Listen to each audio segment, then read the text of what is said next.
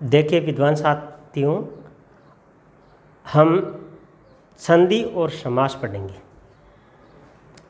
इससे पहले मैं आपको एक बात कहना चाहूँगा, और वो ये बात ये है कि आप जितनी मेहनत करोगे सकारात्मक तरीके से, कभी भी किसी भी कार्य में आपको असफलता नहीं मिलेगी।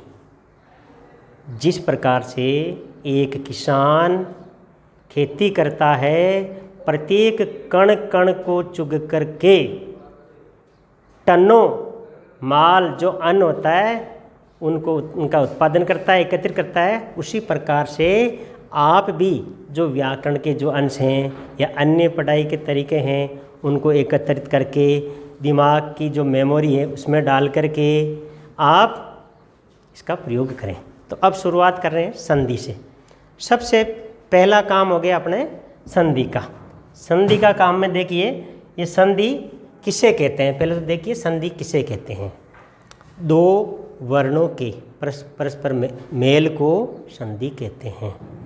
संधि मुख्य रूप से 3 प्रकार की होती है। पहली संधि है स्वर संधि। स्वर संधि में 2 जैसे पद होते हैं, पूर्व पद और उत्तर पद, दोनों में ही स्वर आते हैं। व्यंजन संधि में स्वर और व्यंजन आते हैं, और विसर्ग संधि विसर्ग से बनती है। तो सबसे पहले शुरुआत करेंगे अपन संधि में दीर्घ संधि का। अब देखिए दीर्घ संधि की शुरुआत के लिए आप देखिए कि दीर्घ संधि में कौन कौन से वर्ण काम आते हैं। इनमें समान वर्ण होना चाहिए। ए आ ई उ री और री। तो इसमें आपको ये देखना है कि इसमें दीर्घ कौन सा है। जैसे ए का दीर्घ आ है, ई का दीर्घ ई है, और ऊ का दीर्घ ऊ है, और री का दीर्घ री है। इस री का दीर्घ री है। तो आपको ऐसे आपको देखना है। शुरुआत करते हैं, देखो दीर्घ संधि में ये हो गया। अब उदाहरण से ले लेते हैं। तो पहली बात, तो जब आप संधि समझ रहे हैं तो आनंद की अनुभूति के साथ संधि शुरुआत करनी है। तो शब्द आप अपन वही ले लेते हैं, आनंदानुभूति। एक शब्द लिख रहा हूँ, आनंदानुभूति। आनंदानुभूति। तो इसमें देखिए इसका संधि विच्छेद करके देख लीजिए।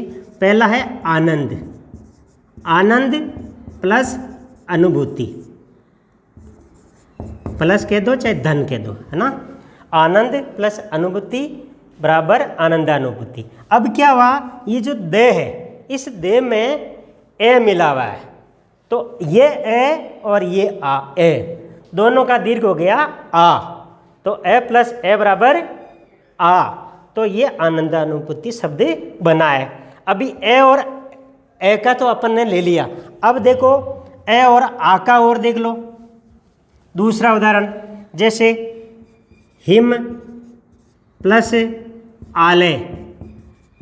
तो देखो ए है और आ है, दोनों का मेल हो जाएगा तो हिमालय बन जाएगा। इसी प्रकार से अन्य उदाहरण भी आप ले सकते हो, जैसे ई और ई। जैसे गिरी, गिरिधन ईश। तो ये ई है लघु और ये दीर्घ, तो इसकी दीर्घ हो जाएगी, तब बनेगा गिरीश। वैसे ही मान लो दोनों ही दीर्घ है, दोनों दीर्घ का उदाहरण बताते हैं, नदी प्लस ईश। अब देखो ये भी दीर्घ है, ये भी दीर्घ है, तो दीर्घ की दीर्घ रहेगी, नदी से। वैसे और उदाहरण देखिए, रवि प्लस इंद्र। देखिए ई लघु है, ये भी ई है, ई और ई बड़ी ई, अर्थात रविंद्र। अब देखिए ई का उदाहरण हो गया।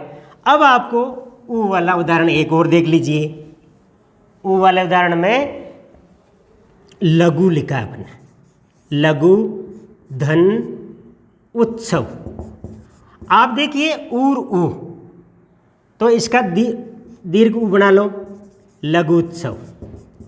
ये हो गया एक उदाहरण उ और ऊ का। अब एक उदाहरण आप री का भी देख लीजिए, जैसे पितृ धन ऋणम। तो ये री और ये री दोनों लघु है, इसका दीर्घ करना है तो पितृणम, ये हो गया। ये दीर्घ संधि पूर्ण है।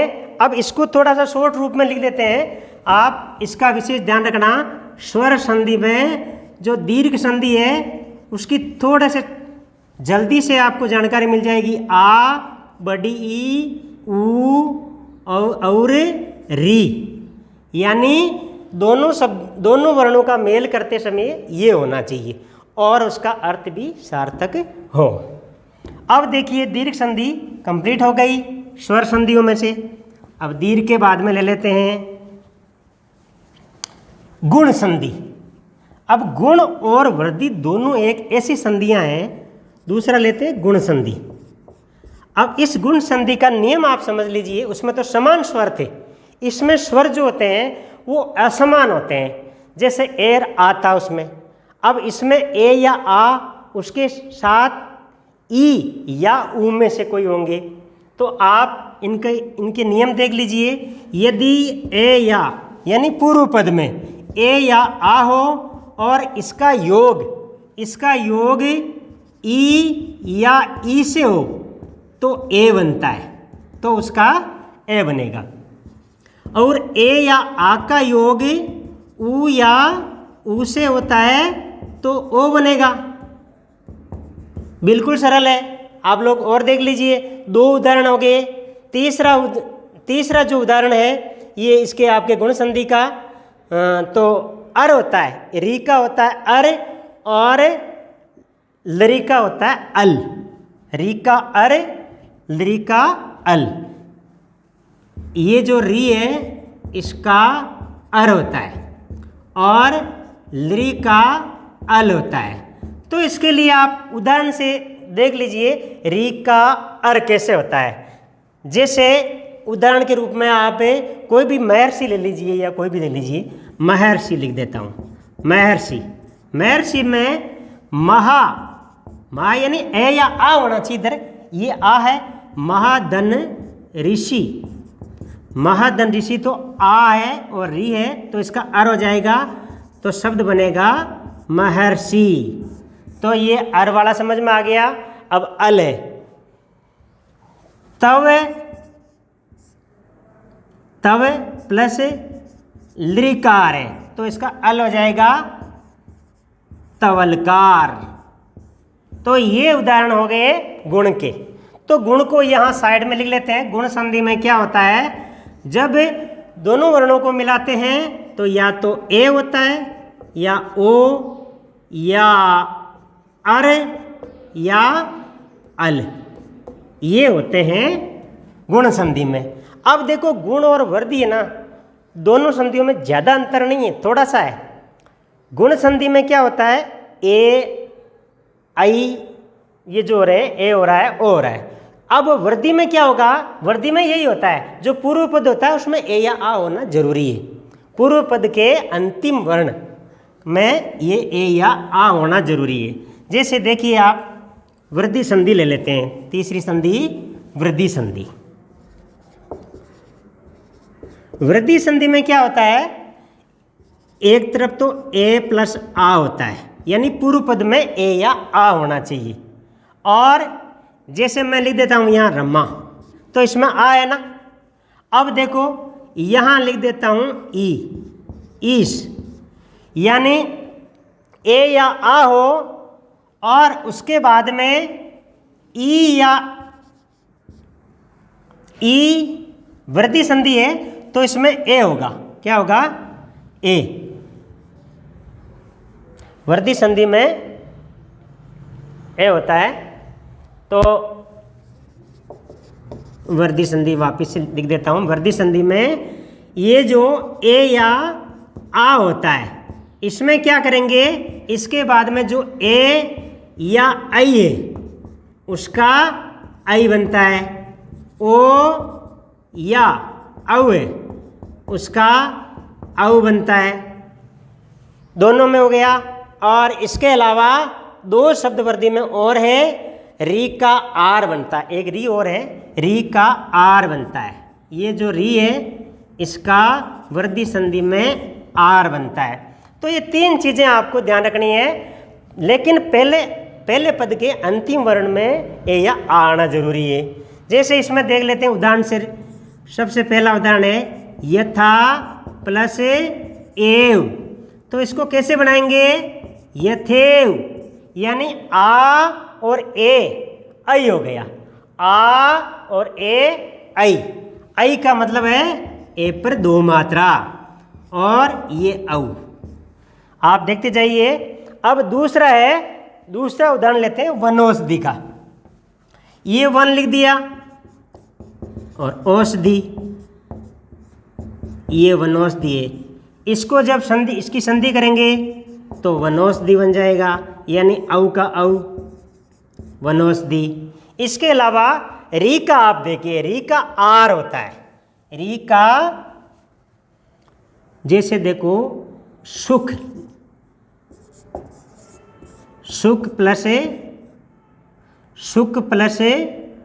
रित, सुख प्लस ये रित है। तो देखो री का आर होगा, क्योंकि यहाँ ए है, ए के बाद में री का आर होगा, तो ये बन जाएगा सुखार्थ। ये वृद्धि संधि हो गई।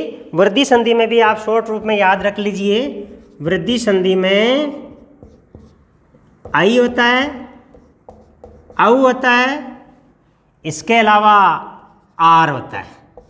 तो इनको आप जानकारी में रख लीजिए। अब आगे चलते हैं। वृद्धि संधि के बाद यण संधि। यण संधि में क्या होता है, एक तो ई और ई। यण संधि देखिए, यण संधि में ई या ई का तो ये हो जाता है, ऊ या ऊ इसका वे हो जाता है, और री का रे हो जाता है, और लरी का ले हो जाता है। ये है यण संधि। आप उदाहरण देख लीजिए। जैसे पहला उदाहरण है अति प्लस अल्प। तो देखो यहाँ जो अति है, जो ई की मात्रा है, जो इसका ई का ये करना है अपने को। और जब किसी वर्ण में से अपन स्वर निकालते हैं तो वो जो व्यंजन है वो आधा हो जाता है। जैसे हलंत हो जाएगा उसके, जैसे ये अत्यल्प बन जाएगा, अति अल्प, यानी ते आधा हो गया, ई का ये हो गया, और ये में ए मिल गया तो पूरा हो गया, अत्यल्प बना है। तो पहला उदाहरण है अत्यल्प। दूसरा उदाहरण ले लेते हैं ऊ वाला। ऊ वाले में सु प्लस आगतम ले लेते हैं। तो देखो सु जो है, सु का जो ऊ है उसका वे बन जाएगा। तो आराम से जब भी आप इस वर्ण में से, व्यंजन में से स्वर को निकालेंगे तो वो आधा रह जाएगा। तो ऐसे बन जाएगा स्व। अभी यूं है, जैसे इसके आ की मात्रा लगाओगे स्वागतम, ये स्वागतम बन गया। ये है यण संधि का दूसरा उदाहरण। तीसरा उदाहरण यण संधि का है अपने यण संधि के अंदर ले लेते हैं तो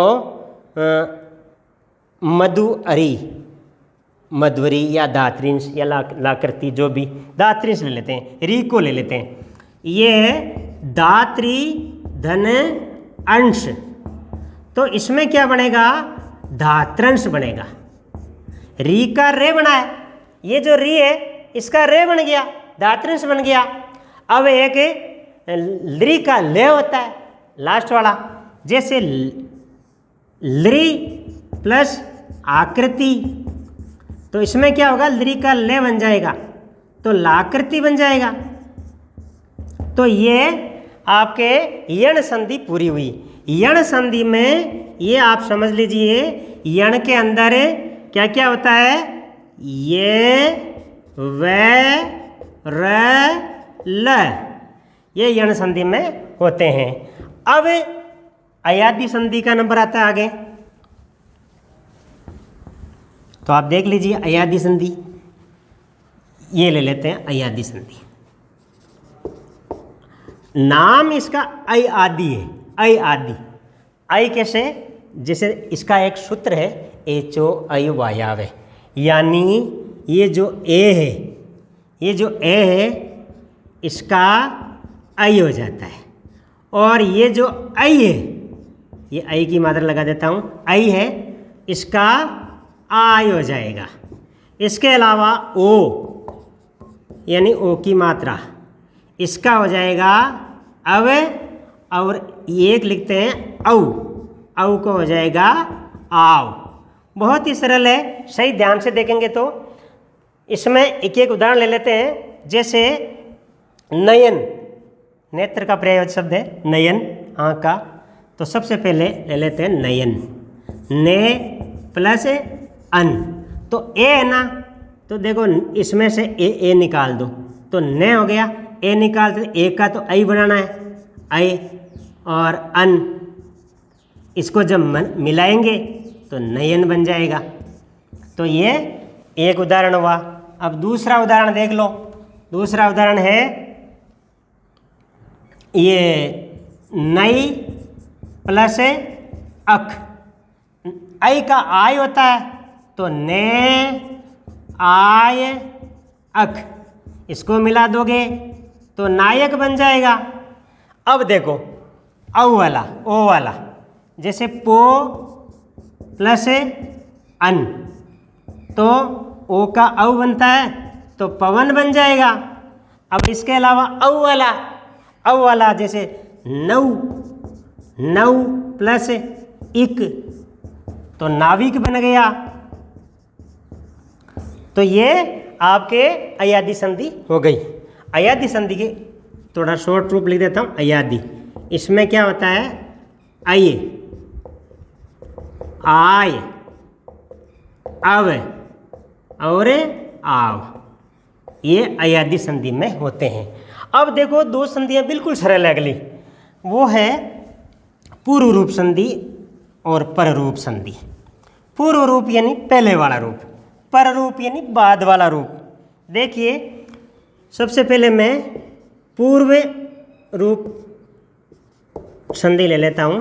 तो पूर्व रूप संधि में क्या होता है, देखो आप, ये जो ए यानी ए की मात्रा या ओ यानी ओ की मात्रा, इनके बाद में यदि ये ए है तो इसका पूर्व रूप यानी अवग्रह हो जाएगा। अवग्रह चिन्ह ऐसा होता है, ये हो जाएगा, ये अवग्रह चिन्ह हो जाएगा, इसको ए बोलते हैं। पूर्व रूप ए ऐसा होता है। तो आप देख लें, जैसे लिखा हुआ है वन्ने प्लस अत्र, देखो यहाँ ए है ना, ऊपर एक मात्रा है, इसके बाद में ए आ गया, तो इस ए का पूर्व रूप ए यानी अवग्रह चिन्ह लगाना है। बहुत सरल है, वने अत्र, ये बन गया। वैसे ही ओ की मात्रा का ले लो एक, ओ की मात्रा का आपने एक उदाहरण देखा था, को प्लस अपी है। तो इसमें क्या करना है, ओ की मात्रा के बाद में ए है तो ए को क्या बना दो, अवग्रह बना दो। बहुत सरल है, को अपी। ये दोनों उदाहरण हो गए पूर्व रूप के। तो इस पूर्व रूप को हम यहाँ लिख लेंगे। पूर्व रूप सरलतम तरीके से जानने के लिए, यानी ए या ओ के बाद ऐसे ए का अवग्रह ए हो जाता है। अब है पर रूप। अब संधि में बच्चों आएगा पर रूप। पर यानी बाद वाला, पर रूप। अब इसमें आप देखिए, पर रूप का अर्थ था बाद वाला। ये जो संधि है ना, ये जो अपने वर्दी संधि आती है ना, इसका अपवाद एक प्रकार से। वर्दी में क्या होता है, ए या आ के बाद ए हो तो आई हो जाता है, ओ हो तो औ हो जाता है। लेकिन ये कह रहा है कि यदि प्रे उपसर्ग या उप उपसर्ग आ जाए, इसके बाद में ए या ओ आ जाए, हाँ, तो उसका बाद वाला रूप हो जाएगा। जैसे मैं आपको एक उदाहरण से समझाऊँ आपको, प्रे धन एजते, तो ये देखो ये इसमें ए है और ये ए, होना तो प्रेजते चाहिए था, लेकिन यहाँ हो रहा है ये बाद वाला जो रूप है वो इसके अंदर आ जाएगा। जैसे प्रेजते, यानी ये इसके अंदर आ गया और ये इसका ए हट गया, तो इसको बोलेंगे पररूप। इसी प्रकार से एक दूसरा उदाहरण है उपोष्ती, तो इसका बन जाएगा उपोष्ती। क्यों? बाद वाला रूप आरोपित करना है इस पे, ये जो ओ है इस पे आ गया, इसलिए ये पररूप संधि का उदाहरण हो गया। तो पररूप लिख लेते हैं, पररूप, पररूप यानी बाद वाला, प्रे और उप के बाद में अगले वाला जो होता है ना वर्ण, वो उस पर आरोपित हो जाता है। तो ये स्वर संधि कंप्लीट हो गई। अब अपन क्या करते हैं, व्यंजन संधि लेते हैं। ज़्यादा कठिन नहीं है, बहुत सरल है, आनंददायक तरीके से आप सीखें। तो देखिए, व्यंजन संधि में सबसे पहले अपन लेंगे व्यंजन के अंदर ये जो सचुत्व संधि है उसको ले लेंगे। सचुत्व, अब ये चीज़ आपको देखनी है, सचुत्व संधि क्या होती है, ये बड़ा इम्पोर्टेंट है। और ये विसर्ग संधि में भी सचुत्व संधि का थोड़ा सा रूप काम आएगा, क्योंकि थोड़ा सा समझ लो। इसलिए यदि से तथा चे वर्ग का योग से तथा ते वर्ग से हो तो इनके स्थान पर ये आ जाएंगे, से तथा ते वर्ग के स्थान पर से तथा चे वर्ग आ जाएंगे। इसको आप आराम से उदाहरण से समझ सकते हैं। जैसे मान लो सचित है ना, सत प्लस चित है, तो इसमें आप देखना ये चे वर्ग है, इसका योग ते वर्ग से हुआ है, दोनों का मिलान यानी जोड़ना, दोनों का मिलान को योग बोलते हैं। ते वर्ग का योग चे वर्ग से जब होता है तो जो ते वर्ग है उसके स्थान पर भी उसी जैसे पहला वर्ण है तो पहला हो जाएगा चे वर्ग का, सच प्लस चित हो जाएगा, तो ये बन गया सचित। एक उदाहरण आपको चे वर्ग का मिल गया। एक उदाहरण अपन एक और ले लेते हैं। जैसे आप देखोगे उज्ज्वल शब्द आपने देखा है, शब्द को लिखना भी आना चाहिए। उज्ज्वल शब्द लिखा हुआ भी सही होना चाहिए। सचुत्व संधि में उज्ज्वल लेते हैं। देखो एक लिखा है उत, उत है ये, उत प्लस जवल, उज्ज्वल। इसका उज्ज्वल कैसे बनाया है, ये ते वर्ग है और ये चे वर्ग, दोनों का क्या हुआ, योग हुआ। तो इस ये पहले उद था, इसको उद लिख लीजिए, उद प्लस जवल, तो उद इसका बनेगा, इसका ये तीसरा अक्षर है तो इसका भी तीसरा लिख दो, उज प्लस जवल। तो आप देखो ये भी आधा है ये भी आधा है, तो सही शुद्ध शब्द उज्ज्वल ऐसे होता है। और ये इसकी संधि हो गई। कौन सी संधि, इसको बोलेंगे सचुत्व संधि। यानी चे वर्ग के स्थान पर ते वर्ग के स्थान पर चे वर्ग है और से के स्थान पर से। एक आपको से वाला उदाहरण और देख, मैं आपको लिखा देता हूँ सचुत्व संधि में से वाला। रामस, ये रामस है ना, और ये सेते लिखा हुआ है, यानी से का योग इससे से हुआ है, तो इस से के स्थान पर भी ये वाला से हो जाएगा, तो बनेगा रामस सेते। आपके समझ में आ गया होगा। सचुत्व तो मिटा दे, व्यंजन संधि लिख देते हैं। व्यंजन में सबसे पहले हुआ है सचुत्व। तो देखिए बच्चों विद्वानों कि ये सचुत्व, ये व्यंजन संधि के अंदर पहली संधि है सचुत्व। और सचुत्व में होता क्या है, सचुत्व में ये जो से होता है और चे वर्ग हो जाता है, किसके स्थान पर, इस से और ते वर्ग के स्थान पर सचुत्व हो गया। अब अगली संधि है जसत्व या षटुत्व ले लेते हैं। दूसरी संधि षटुत्व, इससे संबंधित है। षटत्व बहुत बढ़िया रहेगी। दूसरी संधि है षटुत्व। ये किसके अंतर्गत आ रही है? व्यंजन संधि में। षटुत्व में क्या होता है? जो से तथा ते वर्ग होता है, से प्लस ते वर्ग जो होता है, यदि उसका योग से तथा ते वर्ग से हो तो से तथा ते वर्ग के स्थान पर से तथा ते वर्ग हो जाएगा। जैसे आपको एक उदाहरण बताता हूँ। जैसे लिखा हुआ है पहला उदाहरण, तत् प्लस टीका। देखो यहाँ तत् है ना, ते का वर्ग टे वर्ग से हुआ है, इसलिए इस ते के स्थान पर भी टे हो जाएगा, तो बन जाएगा तट टीका। इसको मिलाने से तट टीका बन जाएगा।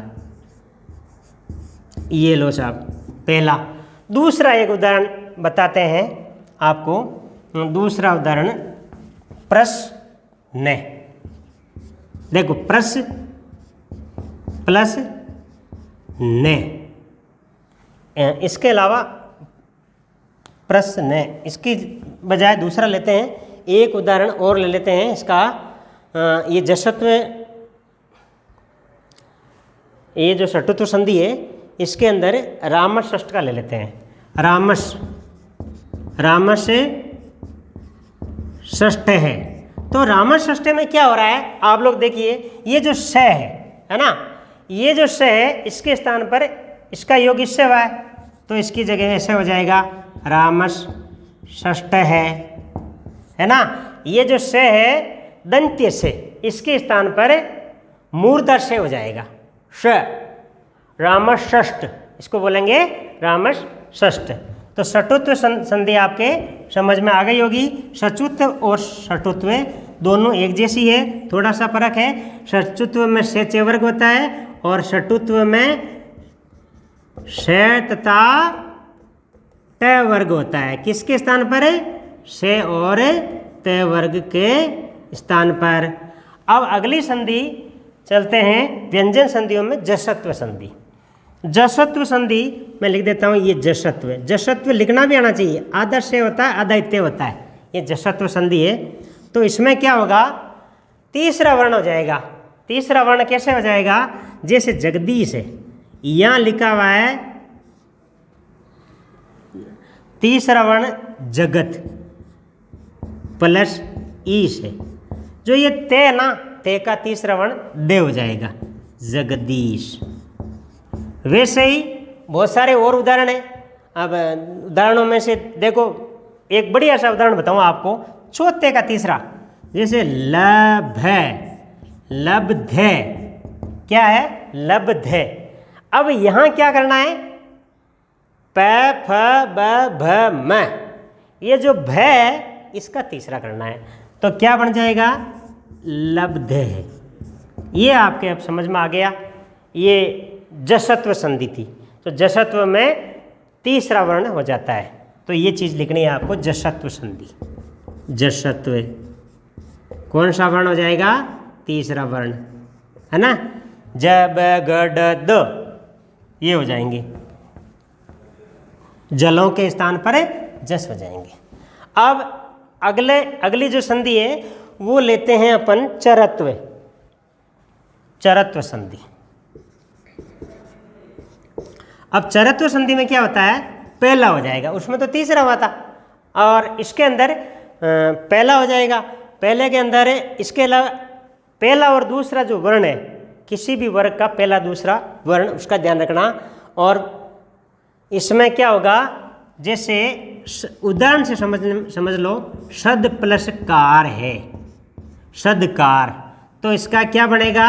पहला, तीसरे का पहला करके देखिए, सत्कार।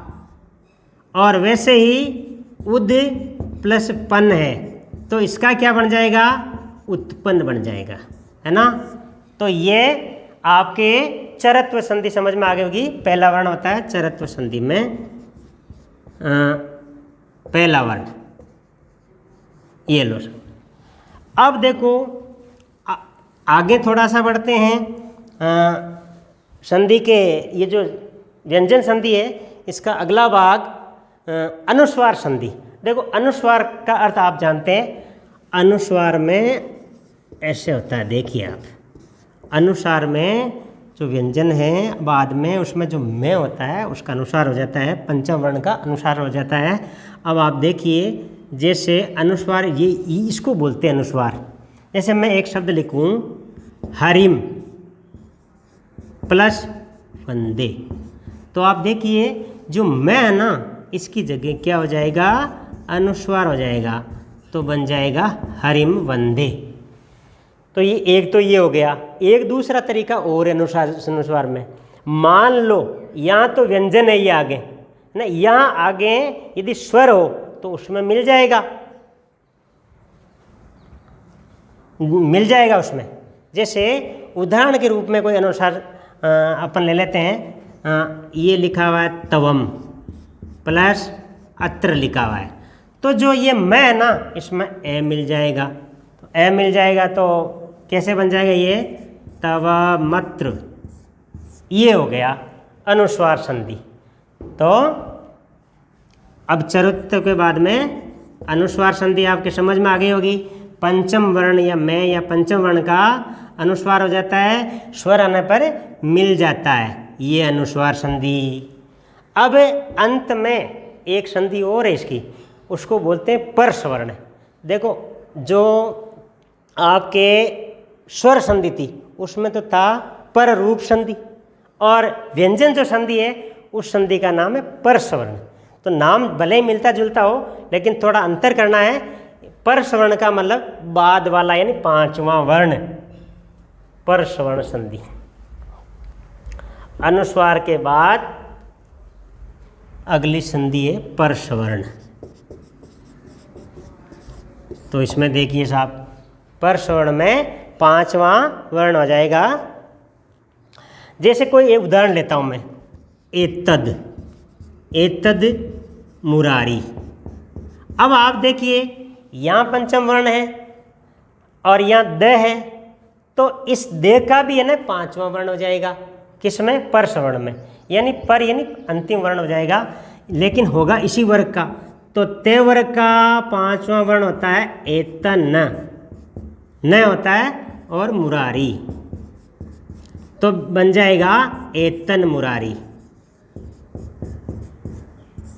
ये हो गया। इसी प्रकार से तद मात्रम,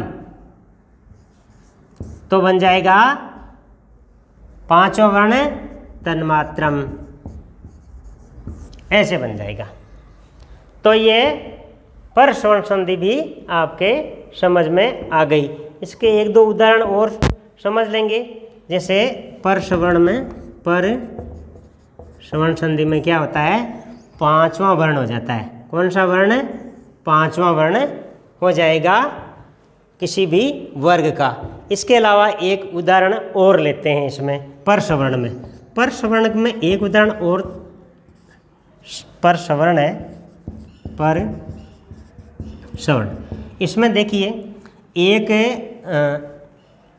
संस्कृत में सूत्र है तोरली, ते के बाद में ले हो, ते के बाद में तेव यानी तेवर्ग के बाद में यदि ले हो ना तो तेवर्ग के स्थान पर भी ले हो जाएगा। जैसे तद प्लस लय, ये जो तेवर्ग है ना इसके बाद में ले है ना, तो यहाँ दे के स्थान पर भी ले हो जाएगा, तब बन जाएगा तल्लय। इसके अलावा एक उदाहरण और बता देता हूँ। जैसे मान लो अम प्लस कित है ना, तो पर सवर्ण में बनाना है तो ऐसे बनेगा अंकित। ये पर सवर्ण के सारे उदाहरण आ गए। तो ये दो संधियां आपके बिल्कुल क्लियर हो गई होगी, है ना। तीसरी जो संधि है वो है विसर्ग संधि। तो विसर्ग संधि में क्या होता है, आप चुने विसर्ग संधि के अंदर विसर्ग का ही होना है, जो भी होना है विसर्ग जरूर आएगा। और विसर्ग का क्या क्या होगा वो देखना आप। देखो विसर्ग संधि के अंदर पहली संधि है सत्व। सत्व का मतलब होता है विसर्ग जो है उसका से हो जाएगा, या तो ये दंत्य से हो जाएगा, या मूर्धा से हो जाएगा, या तालव्य से हो जाएगा। किसका, ये जो विसर्ग है ना उसका।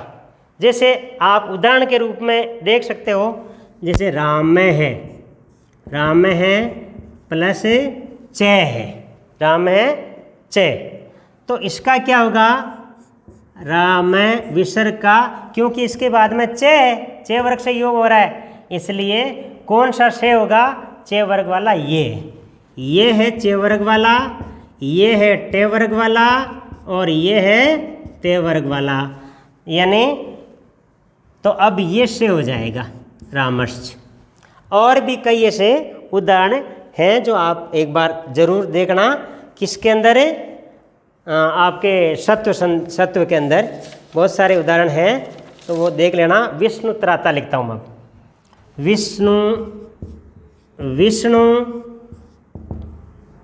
प्लस त्राता, विष्णु प्लस त्राता, तो इसमें ते तो वैसे सड़क वाला आ जाएगा, विष्णु त्राता, ऐसे हो गया विष्णु त्राता।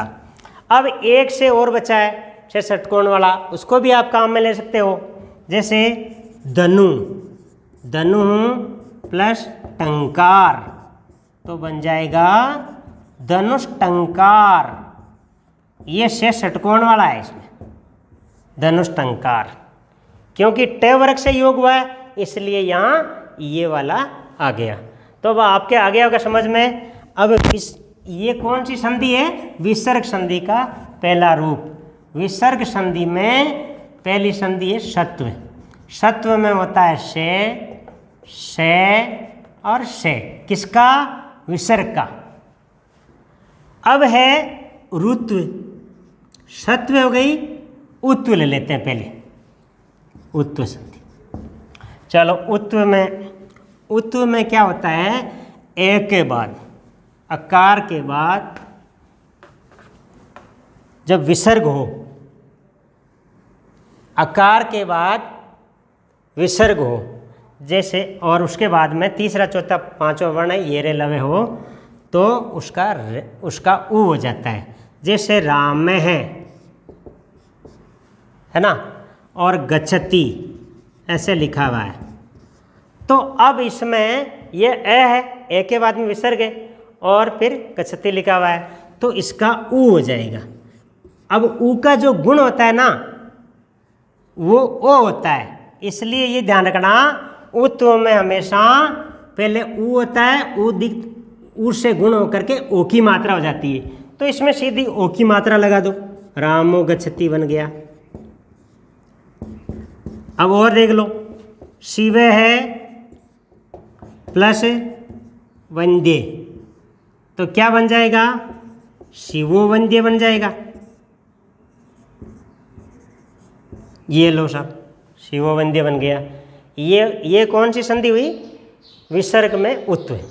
अब विसर्ग संधि के अंदर तीसरी जो संधि है वो है ऋत्व। ऋत्व में क्या होता है, ऋत्व में रे होता है, किसका, विसर्ग का। ऋत्व में क्या होगा, विसर्ग का रे हो जाएगा। ये लो ऋत्व, विसर्ग का क्या हो जाएगा, रे। तो अब देखो इसमें थोड़ा नियम देख लो, ए या आ को छोड़ करके, ए या आ को छोड़ करके यदि जो प्रथम पद है उसके अंदर विसर्ग से पहले ए या आ नहीं हो, विसर्ग से पहले, जैसे आप देखो यहाँ लिखा हुआ है भूमि ही, विसर्ग से पहले ए या आ नहीं है, ई है, अस्ति लिखा मैंने, है ना, भूमि अस्ति, तो ये विसर्ग है ना, इसका रे हो जाएगा। तो देखो आप, भूमि रे पूरा क्यों हुआ कि ए आ गया, होता आधा ही है पूरा, इसलिए हाँ, भूमि रस्ती बन गया। और भी आप बहुत सारे उदाहरण देख सकते हो इसके ऋतु के अंदर, जैसे मुनि इति, आप देखो ई रे का, इस विसर्ग का क्या हो जाएगा, रे हो जाएगा। तो अब बन गया मुनि रीति, यानी ई इसमें आ गई, मुनि रीति बन गया। अब एक उदाहरण और भी देख सकते हो, ऊ से संबंधित, जैसे धेनु गच्छति, अब इसमें क्या बनेगा, धेनु धेनुर्गच्छति। इसको जब संधि करेंगे तो ये जो आधा रे होता है अगले वाले व्यंजन के ऊपर चला जाता है, तो धेनुर्गच्छति बन गया। तो ऋत्व संधि आपके समझ में आ गई। एक बात का विशेष ध्यान रखना, इनको याद रखना, विसर्ग का 4 ही चीज़ होती है विसर्ग की। विसर्ग का या तो से होता है, या विसर्ग का ओ होता है, या विसर्ग का रे होता है, या फिर विसर्ग का बिल्कुल ही लोप हो जाएगा। अब अगली संधि विसर्ग संधि के अंदर लोप संधि है, विसर्ग लोप। इसमें क्या होता है, जैसे आ की मात्रा के बाद में विसर्ग है तो वो हट जाते हैं। जैसे बालाहा गच्छन्ति, तो इसका हो जाएगा बाला गच्छन्ति, यानी विसर्ग का लोप हो जाएगा। तो लोप तो आपके समझ में आ गया। चौथी है लोप। लोप का मतलब होता है विसर्ग का लोप, विसर्ग का बिल्कुल ही लोप। एक संधि इसी लोप के अंदर आती है। यदि रे के बाद में फिर रे हो तो पहले वाला रे का तो लोप हो जाएगा, और जो पद के अंत में, जैसे मैं उदाहरण से समझाऊं, आप पुनर्रमते, जैसे पुण्य था, पुण्य प्लस रमते, ये सीखना बहुत ज़रूरी है, प्रतियोगी परीक्षाओं में आता है ये। इसमें क्या होगा, पुनर होगा, पुनर्रमते। अब क्या हुआ, ये जो रे है, रे के बाद में रे है, तो पहले रे का क्या हो जाता है, और लोप हो जाता है। और जब भी लोप होता है तो ये इसका दीर्घ हो जाएगा, तो इसका बनेगा पुनर्रमते, पुनर्रमते। इस प्रकार ये लोप संधि हो गई। विसर्ग संधि देखो, स्वर संधि, व्यंजन संधि और विसर्ग संधि, तीनों अच्छी तरह से आपने समझ ली। अब आगे का जो टॉपिक है, संधि का जो प्रकरण है वो यहीं समाप्त होता है। आराम से आप लोग देखना। अब समास,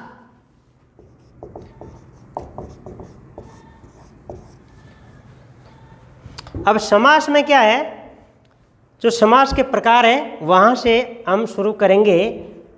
समास में अव्ययभाव समास ले लेते हैं सबसे पहले। अव्ययभाव, इसमें पहला पद प्रधान होता है और अव्यय आता है। जैसे देखो अव्यय कौन कौन से हैं, निर, उप, अनु, और इसके अलावा यथा, प्रति, ये इस प्रकार के अव्यय इसमें आते हैं। इसलिए इस समास का नाम ही अव्ययभाव समास है। तो देखो इसके अंदर आपको देखना है कि जैसे एक शब्द लिखा हुआ है निर्मक्षिकम, निर्मक्षिकम, ये संस्कृत का शब्द है निर्मक्षिकम, यानी मक्खियों से रहित, मक्खियों से रहित। तो मक्षिकाणाम अभाव है, यानी षष्ठी विभक्ति आती है, मक्षिकाणाम अभाव है, मक्खियों का अभाव, मक्खियों का अभाव। अब उप का मतलब होता है समीप। जैसे लिखा हुआ है उपनगरम, उपनगरम, इसका अर्थ हुआ नगरस्य समीप है, नगरस्य समीप है, नगर के पास। तो ये हो गया उपनगरम। इसके अलावा अनु, जैसे अनु का मतलब होता है योग्य, जैसे पीछे भी होता है योगी भी होता है। अनुरूपम, पहला ले लेते हैं अनुरूपम, जैसे रूप के अनुसार,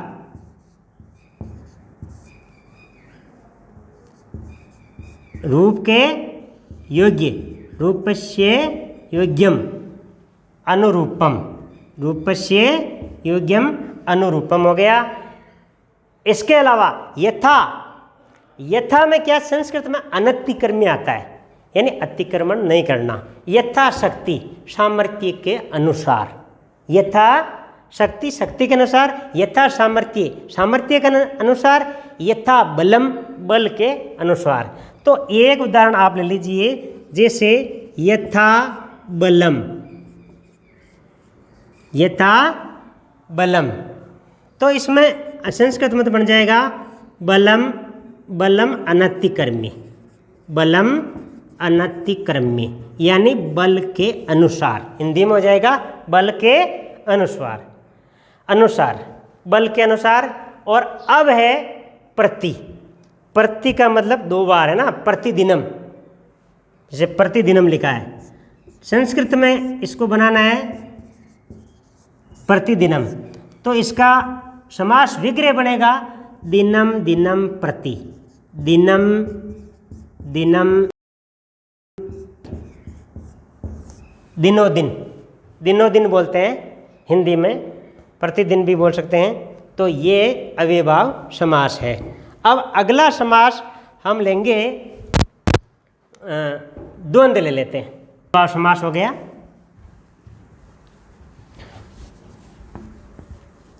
तो द्वंद्व समास में क्या होता है, च छिपा होता है, च का मतलब और छिपा होता है ना। तो पहले तो अव्ययभाव में आप याद रख लेना, यहाँ अव्ययभाव लिख दो, इसमें अव्यय आते हैं कौन कौन से, प्रति, उप, अनु, निर, यथा आदि प्रत्यय में आते हैं। अब जो समास था अव्यय आते हैं, आदि अव्यय आते हैं। अव्ययभाव समास में प्रति, उप, अनु, निर और यथा अव्यय आते हैं, इसलिए इसका नाम ही अव्ययभाव समास है। तो इसके बाद है द्वंद्व समास ले लेते हैं। समास में च छिपा होता है, च का मतलब होता है और, जैसे राम और श्याम, राम है च, श्याम है च। तो इसका संस्कृत में जो समासिक शब्द बनेगा वो बनेगा राम श्यामऊ। अब द्वंद्व का कोई दूसरा एक उदाहरण लेते हैं जिसमें एक शब्द शेष रहता है, उसको एक शेष द्वंद्व बोलते हैं। एक शब्द कैसे, जैसे माता और पिता, माता चे पिता चे, माता चे पिता चे। तो इसमें जो सामासिक पद बनेगा वो बनेगा पितृ, यानी एक ही शब्द बन रहा है पितृ, माता चे पिता चे। तो द्वंद्व समास आपको आ गया, ये लिख देते हैं द्वंद्व समास। द्वंद्व समास में चे छिपा होता है, इसका अर्थ होता है और। अब देखिए आगे चलते हैं आराम से, तीसरा समास ले लेते हैं कर्मधारय समास। तीसरा समास कर्मधारय।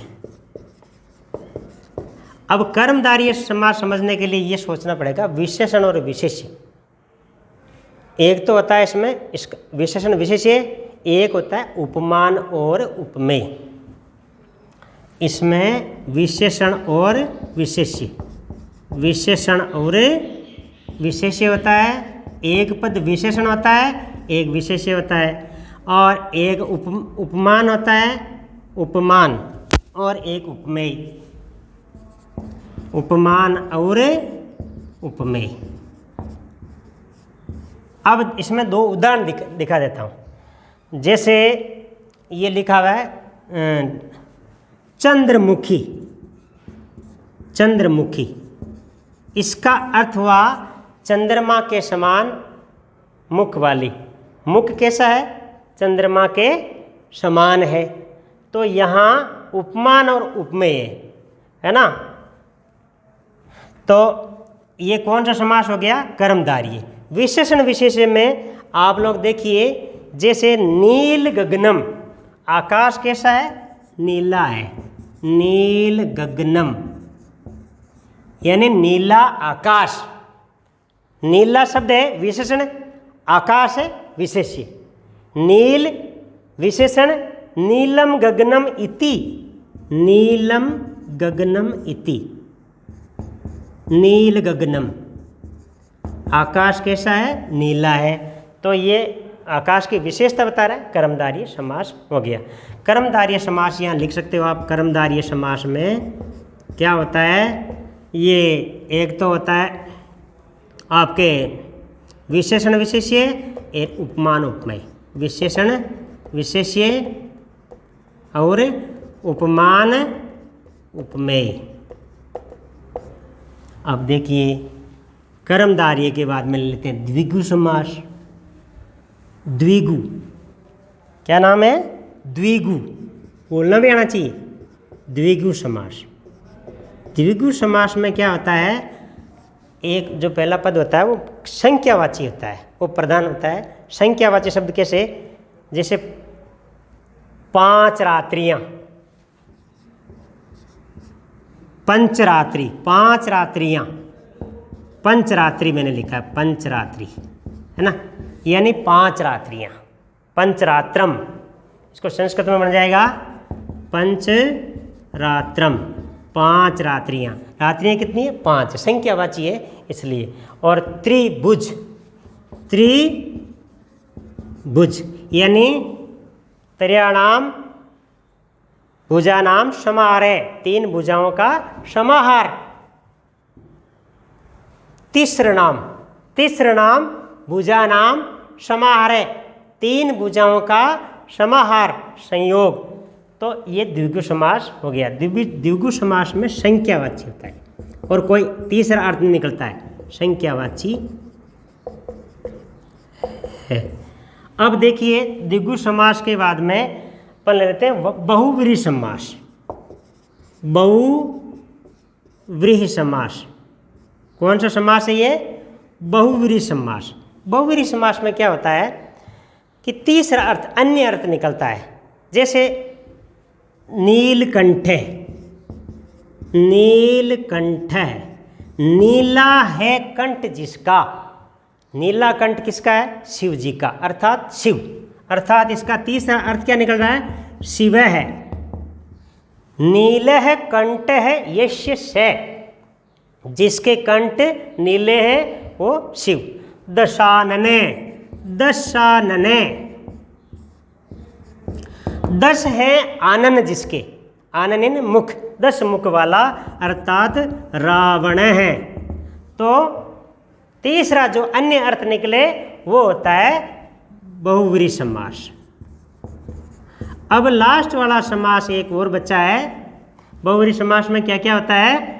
तीसरा अर्थ निकलता है, अन्य अर्थ। तीसरा अर्थ के दो चाहे अन्य अर्थ के दो, यानी इसमें अर्थ छिपा होता है।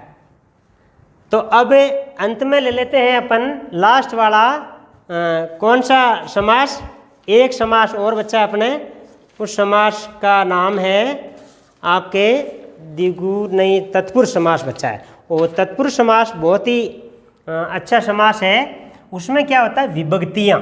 विभक्तियाँ का मतलब होता है कारक, कारक छिपे होते हैं। तत्पुरुष समास अंतिम समास है ये तत्पुरुष समास। इसमें विभक्तियाँ छिपी हुई होती है, कारकों के जो चिन्ह होते हैं वो छिप जाते हैं, उनको लिखते नहीं हैं। जैसे मैं एक उदाहरण से बताऊं आपको, शरणागत, शरणागत या शरणागते, इसका अर्थ होता है शरण को गया हुआ, शरण को गया हुआ। तो इसमें कर्म को शब्द छिपा हुआ है, तो ये कर्मवाचक तत्पुरुष है, कर्म तत्पुरुष है ये। और शरणागत, शरण में आया हुआ, शरण में, शरण को आया हुआ, शरण को शब्द छिपा हुआ है, मैं नहीं है इसमें, शरण को है। अब है तीसरा, जो तृतीय विभक्ति काम में आती है उसको देखिए आप, तृतीय विभक्ति वाला तुलसीकृत, करण, करण तत्पुरुष, तुलसीकृत, इसमें करण है तो तुलसी द्वारा लिखा द्वारा, के द्वारा, के द्वारा शब्द छिपा हुआ है इसमें, तो तुलसीकृत हो गया। अब चौथा के लिए, के लिए आप देशभक्ति, देश के लिए भक्ति, देश के लिए भक्ति, देशभक्ति, ये हो गया संप्रदान। अब अपादान यानी से अलग, अपादान में पद मुक्त, पद से मुक्त, पद मुक्त है, पदार्थ मुक्त है, पांचवी विभक्ति काम आ रही है। और अपादान कारक है, तो अपादान कारक है तो अपादान तत्पुरुष हुआ है। अब है संबंध। संबंध में काके की जो आते हैं वो है, उसमें जैसे कर्म योग, कर्म का योग, कर्म का कर्मस्य योग है, तो इसमें षष्ठी तत्पुरुष है। अब हाँ, अब है मान लो अधिकरण, जलमग्न, जलमग्न अर्थात जल में मग्न हुआ हुआ है ना, जल में मग्न, जलमग्न में छिपा हुआ है। तो इस प्रकार ये तत्पुरुष समास अंत में हुआ है, इसमें कारक छिपे होते हैं। तत्पुरुष में कारकों के चिन्ह छिपे होते हैं, को के द्वारा, है ना, ये कारकों के चिन्ह छिपे होते हैं। विभक्ति होती है, इस विभक्ति संबंधित होते हैं, इसलिए तत्पुरुष बोलते हैं। आज के लिए इतना ही, धन्यवाद।